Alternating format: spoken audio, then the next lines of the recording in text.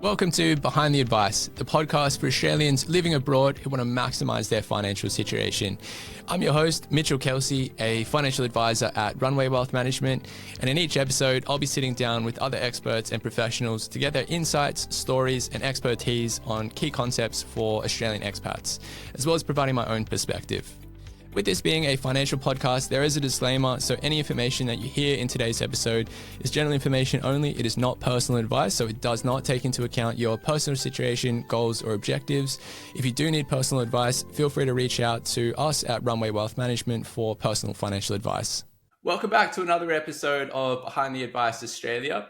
The topic today is repatriating to Australia, what every Australian expat needs to know. Now, repatriating to Australia is a major pain point for Australian expats. From a tax perspective, there are some serious tax traps. There's some timing issues, but there's also opportunities that can make a huge difference to your financial future.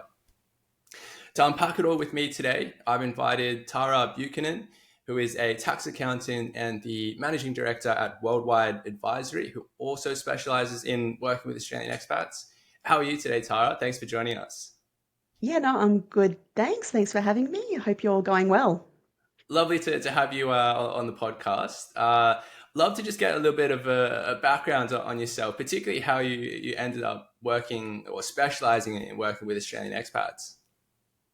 Yeah, so I come from traditionally a usual public practice firm. I was at my last firm for 15 years. Right. Had 4 kids and was wanting to mix things up a bit. And I've always been drawn to the complexities of international tax. Whenever they came across my desk over the years, I always enjoyed looking into those matters. And the rules around residency and cross-border taxes, they're pretty messy. Mm-hmm. And a lot of accountants don't get them right. So I decided that would be, I really loved it. That would be my niche. Mm-hmm. And, that alongside of self-managed super funds tends to be where I spend most of my time. A lot of clients, and especially a lot of high net wealth clients, it's a real struggle navigating residency, double tax Totally. treaties, offshore structures. And it's, the ATO compliance, the ATO are looking in this area more and more each day. So, that's the core of what Worldwide Advisory is about. Sure. And I mean, it's a whole different ball game, isn't it? To, I guess, traditional tax accounting. And I find it's the same in financial planning. I think if you're working with someone that's dealing with your situation as someone living overseas, they're going to have a better understanding of your situation, but also have that specialty as well. Yeah, and at the end of the day, clients just want peace of mind. They want to ensure that who they're dealing with knows what they're talking about, and has that niche area, because there are so many nuances around this area that it really is a specialist area. Yeah, absolutely. Absolutely. And tell us a little bit more about Worldwide Advisory and I guess how you support Australian expats more specifically. Yeah, so I guess, bringing it back to why I do it. So it's the variety and the people. No two cases are the same. Mm-hmm. I enjoy working with those who, there's many reasons why people move, overseas and become expats of Australia. So they could be moving for work, for lifestyle, family, opportunity. Um, no two cases are ever the same. And as I said, there's a lot of nuances around that. I like untangling the real complex situations and cross-border issues. Mm-hmm. But even more, I do love seeing that relief on clients' faces when, you've reassured them and you've figured out their situation. And as I said, like my biggest aim and motto is giving people peace of mind and being able to sleep at Mm-hmm. night. And I need them to feel confident and in control when they're living abroad. Totally. And I can relate to that. I think there's so much information out there that Australian expats can kind of come across. And, some of it may be, there might be good intentions with the information that someone has received from a friend or colleague. But if it's not specific to your circumstances, it can, have the reverse effect, like leave you in a worse position in some instances. Yeah, and getting the right advice up front's, imperative because untangling that web and that mess is often more expensive than, the initial advice and doing things correctly the first time. Exactly. I couldn't have said it better. And worldwide advisory, you're working with expats across the globe. Do you have like I guess, an area of the world where most of your clients are concentrated? Really, no. So, we assist expats in every stage. So when Hmm. they leave Australia, or, preferably before they leave Australia, ceasing their tax residency and making Hmm. plans around that. Um, while they're overseas, so, if they've got Australian income that still needs to be declared, HEX Hmm. debts, managing things such as directorships, looking at permanent establishments if they're overseas and they're wanting to do business in Australia. But also, um, as we will discuss a bit more, it's that returning home as well is, there's opportunities around timing the residency, dealing with the foreign assets and minimising the tax surprises. Absolutely. And I think when we're thinking about tax planning, there's so many different directions we could go in our Mhm. discussions. So in today's episode, we want to try and just focus on we're going to try and focus on the element of returning to Australia Yeah, and what happens when yeah. you repatriate, what happens to your overseas income, your assets. So Tara and I are going to get into the nuances of that. Just generally, Tara, like if you think about tax planning for Australian expats, why is it so important for Australian expats who are planning to repatriate? There's a lot of reasons why it's important to, I guess, get advice around this. And a lot of people, there's a lot of misinformation out about when you do become a tax resident again. Um, it's substance over form with the ATO. And look, Mm-hmm. in most cases, when exiting and coming back into Australia, you are either ceasing or becoming a tax resident when you hop on the plane and either leave or come back. Um, the day that you re-establish tax residence in Australia, the ATO will tax you on worldwide income. So it's very important to kind of establish that date. Mm-hmm. Um, and so you can report the correct income with the ATO. Um, without the forward planning, without seeking advice, you can easily fall into the traps of potentially double taxation, miss the chance to reset cost bases, Mm-hmm. um, and potentially trigger unexpected tax bills on things such as overseas properties, investments, pensions, and things like that. So I always suggest that people, before they arrive and to ensure a smooth transition, seek that advice early and not once you're in the country. Yeah, absolutely. And you touched on a few different aspects of clients' financial situations there. Are there, what would you say are some of the more common, I guess, tax mistakes that Aussie expats make when they're coming back to Australia? I think you mentioned, their overseas properties in some Yeah. instances, they might not necessarily report transactions relating to that account correctly. What are some more, I guess, common tax mistakes? Yeah, so you're spot on. The biggest one is overseas investments. So the time that they've spent overseas, they've accumulated wealth, investments, and when they come back to Australia, the misconception that, well, it's overseas, it Mm, doesn't affect me here. But um, Australia has a residency-based tax system, so the ATO will tax worldwide income. Now, where people get, I guess, misinformation or confused is where they go, oh, there's a double tax treaty. I don't need to report it. It's handled under the double tax treaty, and that's not essentially correct. The double tax treaty is there to, um, I guess, what's the word? Stop the double taxation mhm.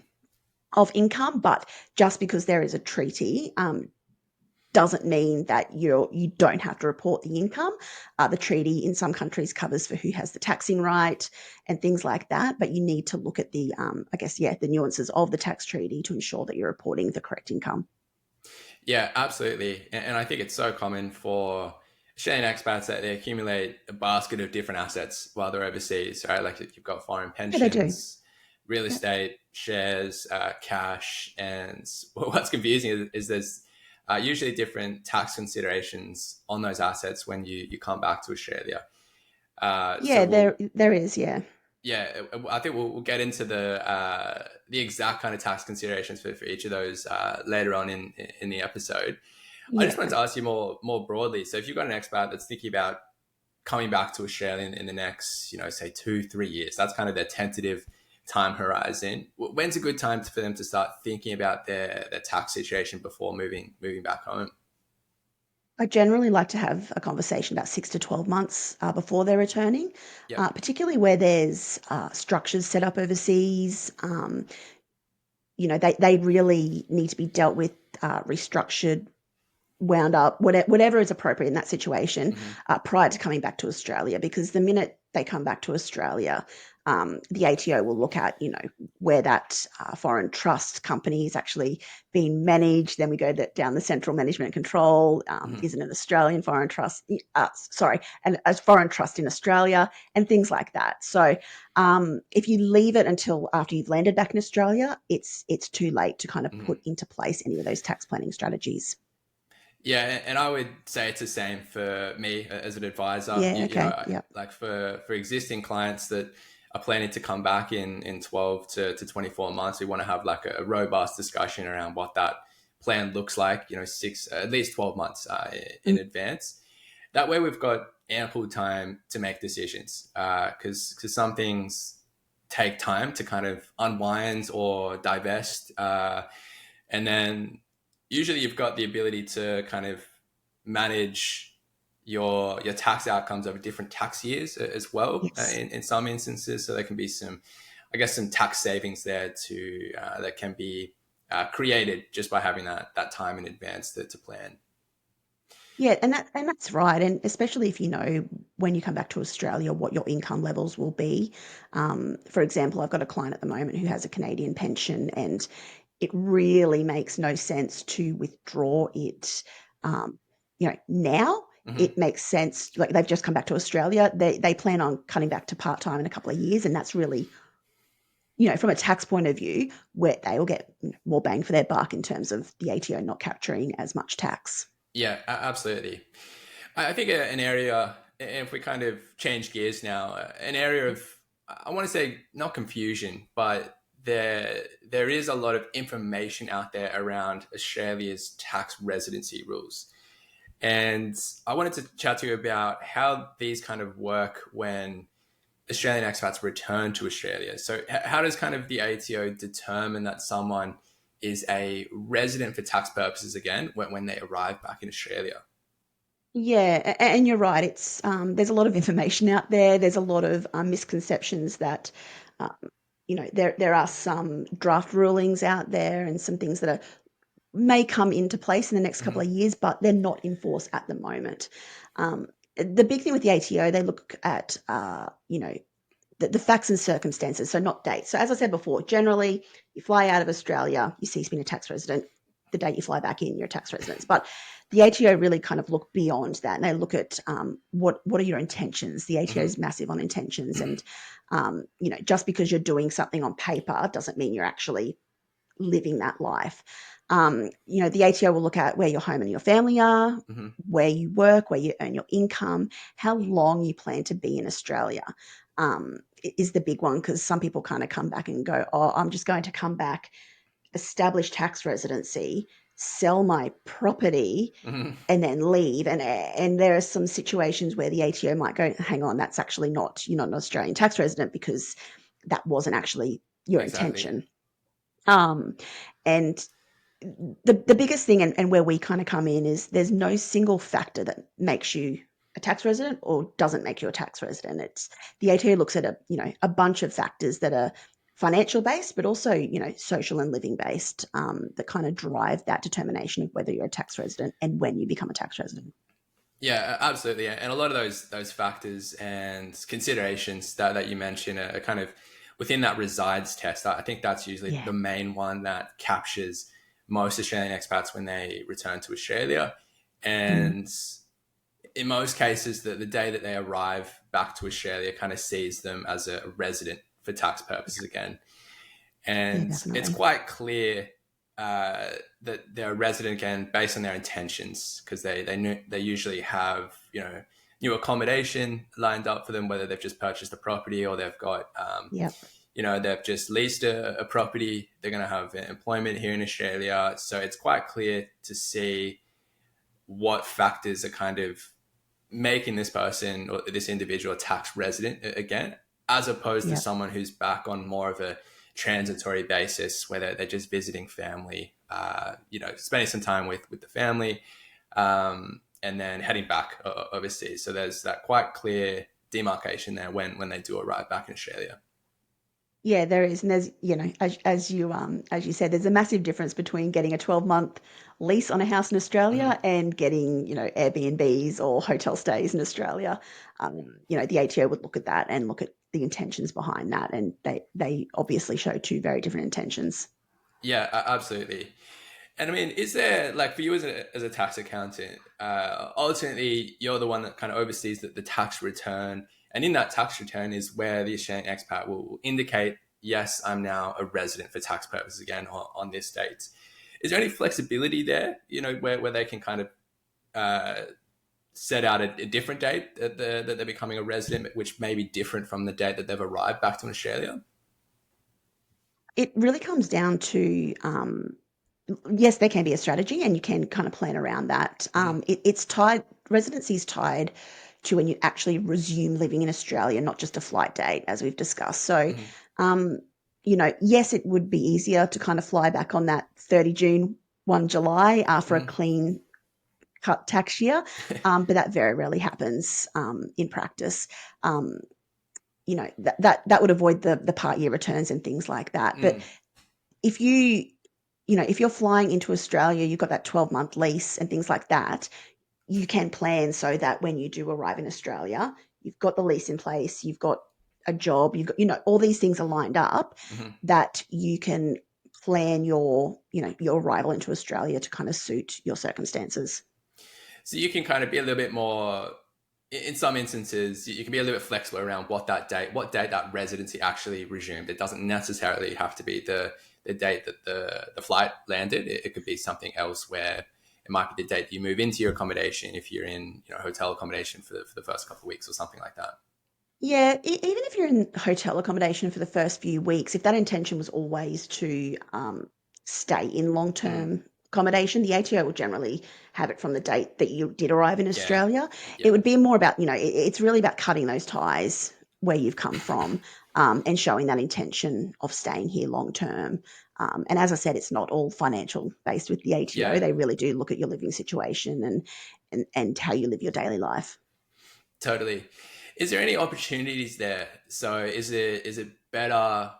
Like, are there any opportunities where if an expat returns to Australia on the 1st of June rather than arriving on the 1st of July, is there anything kind of anything beneficial to doing that? All that would do in that case is really stop that split year Yeah, tax return, because our tax years don't often align up with other tax years in other jurisdictions anyway. As I said, I very rarely see people kind of come in on 1 July. yeah, It's not really seen. Um, a lot of people, there are a lot of people who are living overseas and ready to come home hmm to Australia, repatriate. But I've got one client at the moment who just wants to come home but is waiting for crypto to drop. oh, right, Because okay, it's because and for this particular person, it comes down a lot to whether they took up the deemed disposal when they exited and things hmm like that. Um, but yeah, like you can plan it on, the investments, the prices. With crypto, it's yeah, very volatile. Um, just timing, yeah, when they kind of come back in or when they leave and things like that. There are some people who kind of, sit there, not at the airport, but, just sit in the waiting wings and wait yeah, for the price of their assets to be, I guess, favorable to them. Um, and are ready to come home. yeah, And that's more applicable to people who have been overseas for 10 plus years, where they yeah, clearly haven't had an Australian tax residency in a long time. sure. Um, you know, yeah.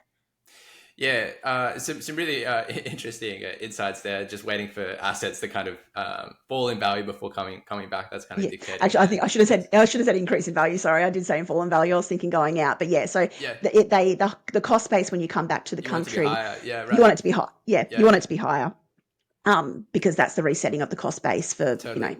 impats. Yeah. Yeah, I wanted to ask you as well about the tax-free threshold that we have here in Australia. So it's quite unique with the tax-free threshold. If you aren't in Australia and you're not a resident for a full income year, you get a partial tax-free threshold. So there is, and this is something I've kind of worked with a few of my clients on. They arrive in Australia in June and they get a partial tax-free threshold, which is I think it's 13,000 or 13 or 14,000, Yeah, which is less pretty than good. the Like that's 18,000. Yeah. a large proportion of the tax-free threshold. And then it kind of gives them like a small window where if they've got some form of taxable income in Australia, they've got a high tax-free threshold of 13,000 before it kind of resets in July of the Mm-hmm. next year. Obviously, it's got to depend on the client's personal circumstances whether or not they can actually utilize that tax-free Yeah. threshold. Yeah. But I thought that was kind of an interesting, where clients do have that flexibility to come back in June or July. It might be something Yeah. that they Yeah. could Yeah. employ. Yeah, look, definitely there, particularly where there is that, the Australian income in that last portion of the year as well. Yeah, absolutely. We kind of touched on different like expats collecting a basket of assets while they're overseas. Shares, property, Australian property, foreign property. Love to just kind of get your expertise and insights on some of the tax implications for these assets held overseas when they arrive in Australia and become a resident for tax purposes again. So if we look at shares, for example, you've mentioned deemed acquisition, where there's that cost base reset a couple of times. Do you maybe just want to give a high level in terms of what happens with shares and how that deemed acquisition and cost base reset kind of works? Look, simplistically, when you become a tax resident of Australia, the value of all investment assets held at that time, the market value of those assets at the time you start being an Australian tax resident is the cost base. So a lot of people, and this is where some errors have come up, people lodge their tax return when they sell shares and they think their cost base is what they purchased the shares for originally while they're overseas. But that's not actually correct. It's if you purchase the shares overseas in your time overseas, you come back to Australia, the cost base is the market value of those assets at the time you become an Australian tax resident again. Um, doesn't apply for if you're overseas and bought Australian property. It doesn't apply to Australian real property. But, Yep. um, you know, talking about foreign properties or shares, units and things like that, the date that you were deemed a tax resident of Australia again for those investments purchased while you were overseas, that cost base is the market value at the date of tax residency.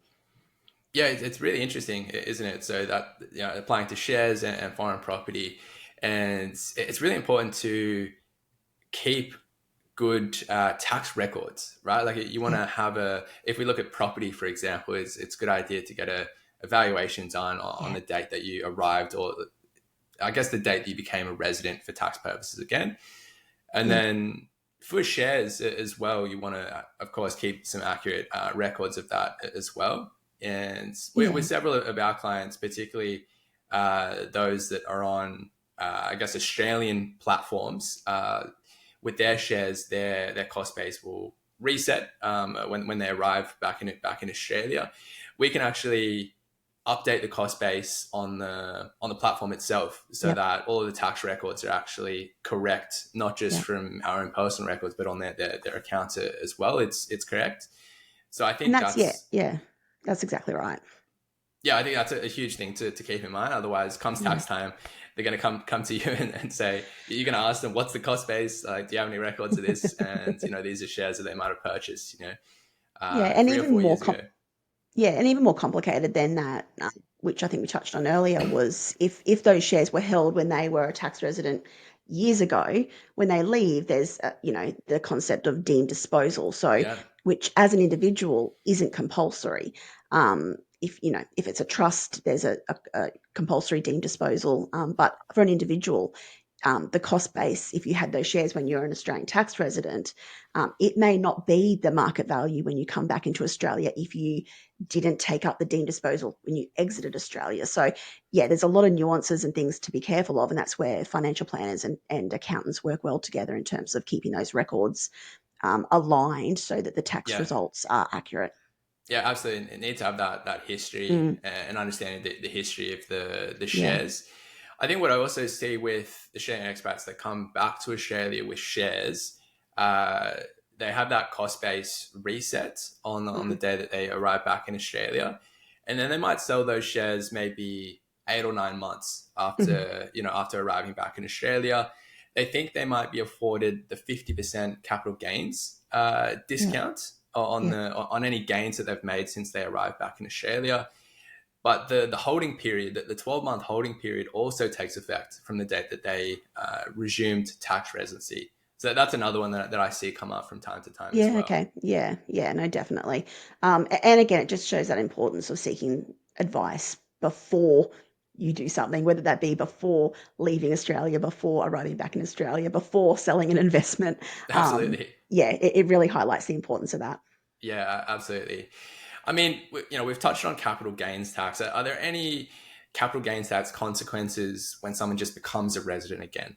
Does anything happen to their assets when they just return to Australia, they become a resident? Not from an Australian tax Yeah, perspective, from the jurisdiction they've come from, most likely, depending on what jurisdiction that was. But simply coming into Australia, that doesn't trigger a CGT event in itself. It's what happens after that with those assets. As you said, selling, whether that be 8 months or 13 months later, that's when the tax implication is. yeah, But it's that underlying importance of resetting the cost bases at the time you become a tax resident. That is important, but there are no CGT tax implications at that time you commence being an Australian tax resident. sure. It's just when you realize the gain. So when when you're selling Exactly. the assets. Yeah. Yeah. Yeah. Let's kind of move into a more, I guess, a bit more of a tricky area, which is foreign pensions. Again, Yeah. it's a kind of another type of asset that our clients are accumulating from their time Mm, overseas. It might be they're in the US, they might have a 401k or an IRA, an individual retirement account. Singapore have their compulsory pension plans. yeah. Canadian RSPs. There's a whole range of different retirement accounts that Australian expats pick up on their time overseas. How are these kind of broadly treated from a tax perspective?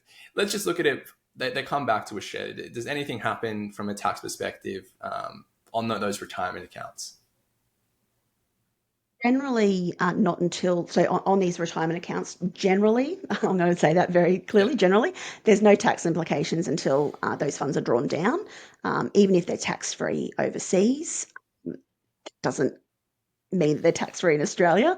yeah, You still have to declare them because, as I said, in Australia, we've got that worldwide, you know, um, declaring of income. yeah, Where it's a bit different again is where kind of the treaty steps in. So with the US, for example, the 401ks, yes, we have to declare in Australia and pay tax on, but their social security doesn't get declared in Australia. And things like that. So again, it comes back to there's a lot of nuances. Read the treaty, and yeah, find out kind of where things sit when whether they're taxed on the growth in a year, whether mhm, they're taxed on the growth at time of drawdown, whether yeah. they're taxed on the whole amount drawdown. There's That's yeah, right. a lot of nuances.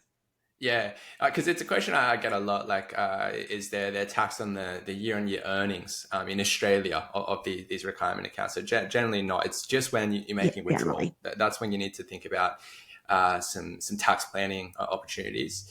And just as a financial advisor point, I get a lot of queries about can these retirement accounts be moved into superannuation? Can they be rolled into Australian super? Now, generally, the answer is no, because essentially they don't meet this definition of a foreign super fund. There's typically only one or two kind of foreign funds that you can actually move into super, which is the UK pension plans, and then Yeah, the New Zealand Kiwi Savers as well. There's yeah, that cross trans Tasman kind of arrangement there. So with the exception of those two, most other retirement accounts they must be withdrawn and then they yeah, must be contributed yeah. into superannuation. If that's what you're looking to achieve, then that's kind of the way it has to be done. So there's going to be tax implications when the funds come out, but then also you need to be mindful of your contribution limits, kind of getting Mhm. those funds into super as well. And I guess where you might have some, opportunities, and correct me if I'm wrong, is say they don't have over 500,000 in Australian super, they withdraw from the overseas pension fund, 100,000, they've got unused caps. Is Mhm. that kind of where you could have the, yes, assessable income coming in, but the full deduction kind of going back out? So it's a nil tax impact if they've got that from an individual level, of course, not in the super fund because it'll be taxed at 15%. But is that kind of a strategy that can be used? Yeah, absolutely. So you can make some quite large tax deductible concessional contributions Yeah. to your superannuation fund these days using what's called the catch up or the carry forward contribution rules, where if you haven't contributed for quite a long time, like generally the last 5 years, you can use that unused cap or limit that you didn't use up in the last 5 years and kind of use that in the current financial year. Yeah. So that can Awesome. be Yep. a really effective strategy to look at getting some Mhm. funds in super, but also reducing your taxable income here in Australia. Yep. Definitely. That sounds good. So we touched on some tax planning strategies. Are there any kind of tax planning strategies that kind of come to mind that expats can look at before returning to Australia? Definitely, especially where you are eligible to withdraw in the jurisdiction you're coming Yep. from, in a tax-free environment, doing that prior to leaving. And again, it comes back to seeking advice 6 to 12 months in Hmm. advance so you can plan that. So, the tax-free saving accounts in Canada, for example, withdrawing, if you're eligible, withdraw from those accounts before you become a tax resident, because if you've got that in cash and you come into Australia, there's no tax implications on. Actually, you can't sell cash. There'll be interest Yeah. on it, which Australia will capture. But yeah, it'll be, that drawdown in itself wouldn't be taxable in Australia because it happened while you're a non-tax resident.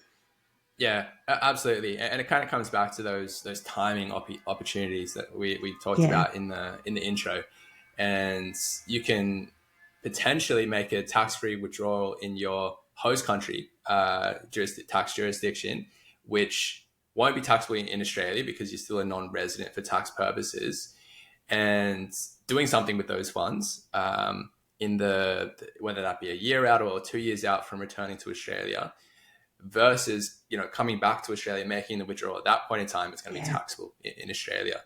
So there are absolutely Yeah. some planning opportunities there. Yeah, and look, I see cases where it is too late. They are already back in Australia, and it then comes down to, the timing of the withdrawals and the foreign tax Yeah, credits available, and things like that, as to how to minimise tax implications. But at the same time, these people want their funds for a yeah, particular reason, and you can't avoid. There's no tax planning, options there. Um, but yeah, it kind of really comes back to planning prior to coming back to Australia. yeah, absolutely. And when it's when they're already back in Australia, the main strategy you can kind of look to employers. You take out withdrawals periodically over different income years because that Yeah. reduces the tax hit. But as you said, some people just want to have access to all of it. They just want to square away that or close out that retirement account, focus on their Australian side of things. And in that case, there's not a lot of options. But we talked about the super option before, where you can make a tax deductible super contribution. That's one way you could look at reducing the tax impact here in Australia. No, definitely. If we think about the ideal, I think we touched on this a little bit earlier, but the ideal time to start tax planning before repatriating, it's 18 months kind of out, ideally. Yeah, look, from my perspective, no less than 6 months. Yeah, And that's even just for inverted commas the simple individual who holds investments. But as you said, the 12 to 18 months for those who have got entities and structures set up abroad that may need restructuring prior to moving back to Australia. It's yeah, it's as I said, it's too late once you're in the country. The tax planning opportunities have kind of gone out the window. That ship has sailed. yeah, So it's really important to seek that advice. The six, at least 6 months, but if more complicated, 12 to 18. yeah, absolutely. I think just to kind of round out this this conversation, are there any kind of easy things that Aussie expats can do to kind of make the tax burden or make the tax effect of returning to Australia a lot less, we'll make it a lot more streamlined, a lot more straightforward? Is there something that Australian expat can do that's quite easy themselves? Yeah, so, realizing gains while still a non-resident is Yep. one. Withdrawing, as we discussed, those pensions while overseas again is another. Um, Prior to coming back, cleaning up the offshore bank accounts and things like that. Dealing with the structures prior to coming back. It just makes things, once you're back in Australia, a lot cleaner. But again, it kind of borders on that. Well, you should seek financial advice, because does that Yeah. align with, just because you're saving tax doesn't mean it aligns with your financial goals and wealth strategy. So that's kind of where I really enjoy working with financial planners, is ensuring that saving tax is one thing, but Yeah. wealth creation is another, and you've got to ensure that both align. Um, and the other thing is, any assets that you do retain, particularly foreign property, Hmm. arranging the valuation and that before you leave. So obviously not the 6 to 12 to 18 months beforehand, but before you leave, kind of go, I need this valuation done. I'm leaving 12th of December. Can you please arrange a valuation to be done around this time and get it notarized and put into English if required, so that that's there, and just to have it on record for when that property sells. Yeah, absolutely. It's just going to make your first tax return back in Australia that little bit, or that a lot more simple, streamlined, versus a lot more complicated. It's probably a little bit more costly to kind of look at getting valuations done later down the track as well, like historically. So yeah, Right. some really great tips there. We might round it out there, Tara. I want to thank you so much for jumping on and providing your insights. It was great to have you on the episode. Excellent. Thanks for that, Mitchell. I'll talk to you soon. Thanks, Tara. Take care. And see you guys in the next episode. Thanks for tuning in to today's episode. If you want to learn more about Runway Wealth Management and how we help Australian expats, feel free to jump onto our website, runwaywealth.com, and we're also on all the social media platforms.